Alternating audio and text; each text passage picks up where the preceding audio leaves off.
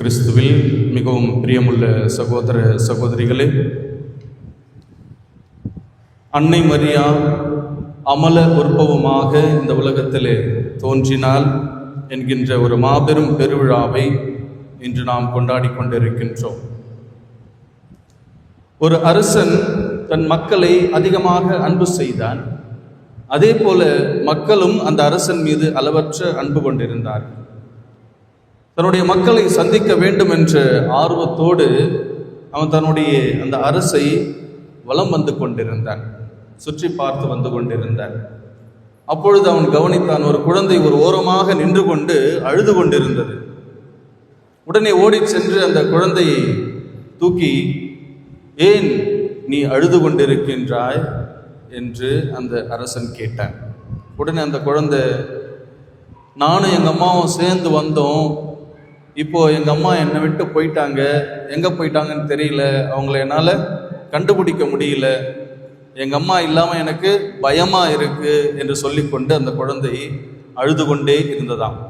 உடனே அரசர் ஆறுதல் சொன்னாராம், கவலைப்படாதம்மா, கவலைப்படாத, நான் உங்கள் அம்மாவை கண்டுபிடிச்சிடுறேன், ஆனால் உங்கள் அம்மா எப்படி இருப்பாங்க அப்படின்னு கொஞ்சம் சொல்லுப்பா என்று அரசர் சொன்னாராம். உடனே அந்த குழந்தை, எங்கள் அம்மா ரொம்ப அழகாக இருப்பாங்க அப்படி என்று அந்த குழந்தை சொல்ல, உடனே அந்த அரசவையிலே இருந்த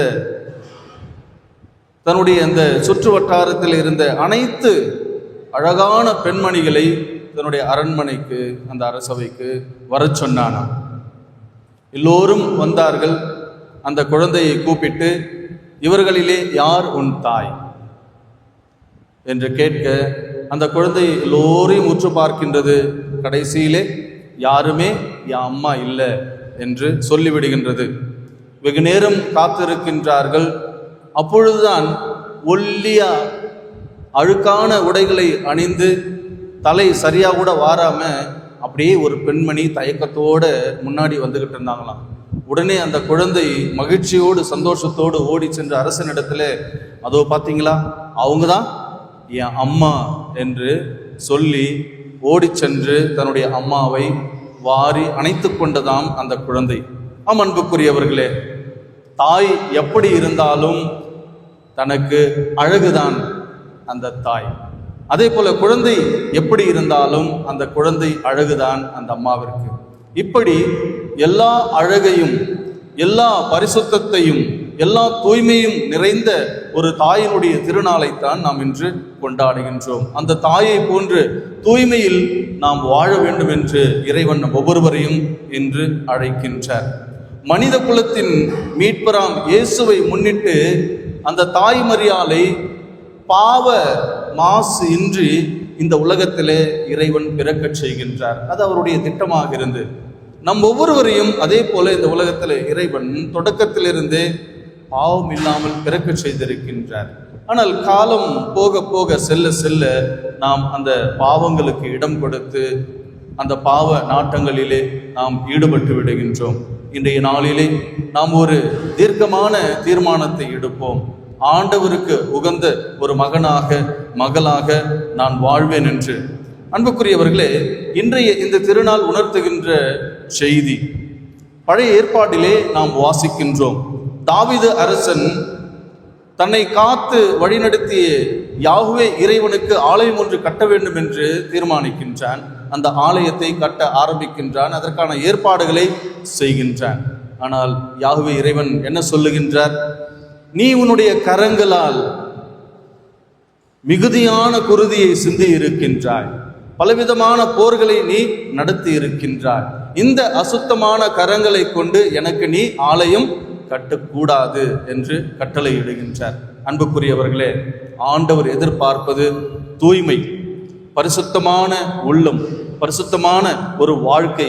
அதைத்தான் அன்னை மரியாள் முன்னெடுத்து அதை அடிப்படையாக வைத்து தன்னுடைய வாழ்க்கையை வாழ்ந்தார். அன்புக்குரியவரே, இப்போ அப்படிப்பட்ட ஒரு மாபெரும் பரிசை, அந்த பரிசுத்தமான தூய்மையான ஒரு வாழ்க்கையை ஒரு பரிசாக அன்னை மரியாள் ஆண்டவருக்கு கொடுத்தார். நாமும் அப்படிப்பட்ட ஒரு பரிசை கொடுக்க இன்று சிறப்பாக அழைக்கப்படுகின்றோம். தூய பரிசுத்தமான மாசற்ற ஒரு வாழ்க்கையை வாழ்ந்த அந்த அன்னையை போன்று நாமும் வாழ்வதற்கு இன்று சிறப்பாக அழைப்பு பெறுகின்றோம். அன்புக்குரியவர்களே, திருத்தந்தை 2ஆம் ஜான் பால் அவர்கள் அழகாக சொல்வார்கள், இந்த உலகத்திலே நாம் இன்று பார்ப்பது ஒரு மிகப்பெரிய பாவமாக, நிறைய பாவங்களை பற்றி நமக்கு தெரியும், இதுதான் மிகப்பெரிய பாவம் என்று சொல்வோம். ஆனால் திருத்தந்தை அவர்கள் பார்ப்பது, அன்புக்குரியவர்களே, பாவம் என்ற ஒரு எண்ணம், ஒரு உணர்வு இல்லாமல் வாழ்ந்து கொண்டிருப்பது. இந்த தலைமுறை அப்படிப்பட்ட ஒரு எண்ணத்திலே வாழ்ந்து கொண்டிருக்கின்றது. அதுதான் மிகப்பெரிய பாவம் என்று திருத்தந்தை அவர்கள் சொல்லுகின்றார்கள்.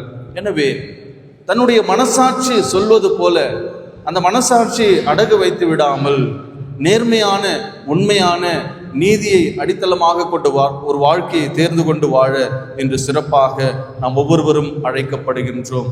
தூய நறுமணம் வீசுகின்ற ஒரு வாழ்க்கையை நாம் ஆண்டவருக்கு காணிக்கையாக்க வேண்டும். தொடர்ந்து பவுலடிகளார் எபேசியருக்கு எழுதிய திருமுகத்திலே 1ஆம் அதிகாரத்திலே 4ஆம் வசனத்தில் இவ்வாறாக கூறுவார், தூயோராகவும் மாசற்றோராகவும் நாம் விளங்குவதற்கு கடவுள் நம்மை கிறிஸ்து வழியாக தேர்ந்தெடுத்தார். இதுதான் பர்பஸ், குறிக்கோள். நம்மை தேர்ந்தெடுப்பதற்கான ஒரு குறிக்கோள் என்று சொன்னால் நாம் தூயவராக இருக்க வேண்டும், பரிசுத்தமானவர்களாக இருக்க வேண்டும். அந்த ஒரு தூய்மையான வாழ்க்கையை நாம் முன்னெடுத்து வாழ அதற்கு தேவையான அருளை வேண்டி இன்றைய இந்த திருப்பலியை ஒப்பு கொடுத்து ஜெபிப்போம், மன்றாடுவோம்.